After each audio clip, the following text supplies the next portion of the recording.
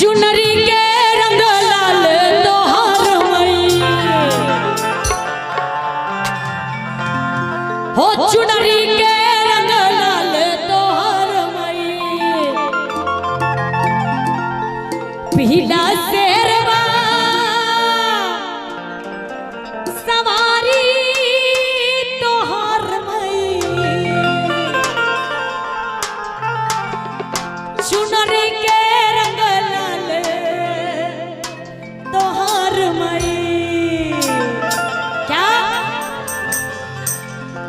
चुनरी के रंग लाल तोहर मई कि पीला शेरवा सवारी तोहर मई कि चुनरी के रंग लाल तोहर मई चुनरी के रंग लाल तोहर मई पीला शेरवा सवारी तोहर मई पीला शेरवा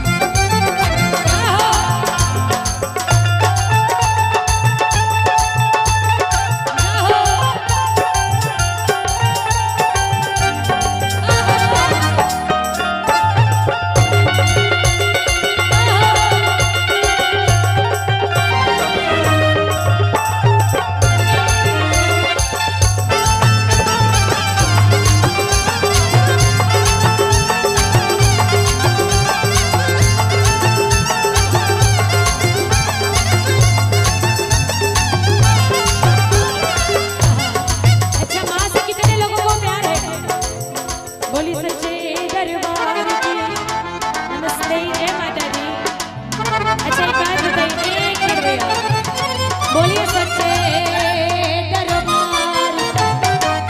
माँ से किनको किनको प्यार है? जिनसे प्यार है एक बार खड़े हो जाइए। अगर कुर्सी घर लेके जाना है तो बैठे रहिए। दादी जी आप बैठे रहिए। उधर से भी चाहूंगी कि खड़े हो जाइए एक बार। अगर कुर्सी लेके घर जाना है। बोलिए सच्चे दरबार की जरा जयकारा तो लगा दीजिए जब इतने रात तक जगे हैं तो। बोलिए सच्चे दरबार की, बोलिए लाल चुनरिया वाली की। जरा दोनों हाथ उठाइए सारे कोई और कहना है कैसे कि माई के हाथ कंगनवा सोहे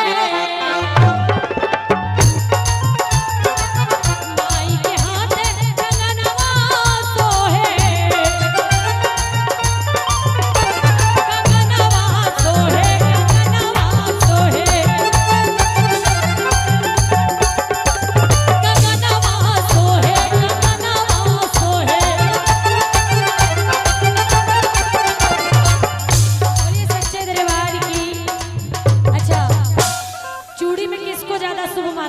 कांच के चूड़ी को या लहठी को?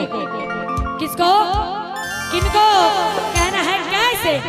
लहठी मारे ला लहरिया तोहर माई लहठी मारे ला लहरिया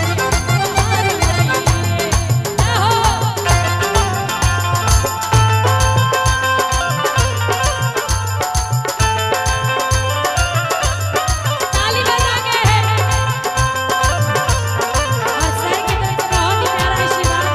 बहुत बहुत धन्यवाद।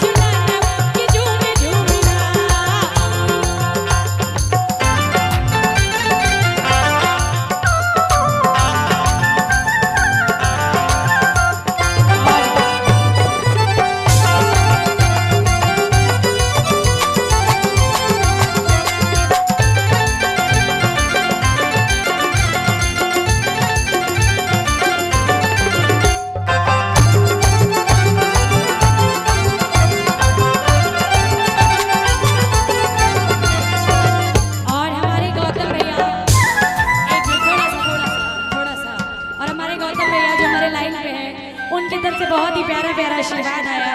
बहुत बहुत धन्यवाद। इस बार मुलाकात नहीं हुई पर अगली बार मुलाकात की उम्मीद करती हूँ। बोली सच्चे दरबार की। और ग्रीनेस लिमिटेड के जो हमारे गौतम भैया उनकी तरफ से प्यारा प्यारा आशीर्वाद। बहुत बहुत धन्यवाद। कहना है कैसे रज रप्पा छीनी मस्ती कान नूर तारा रानी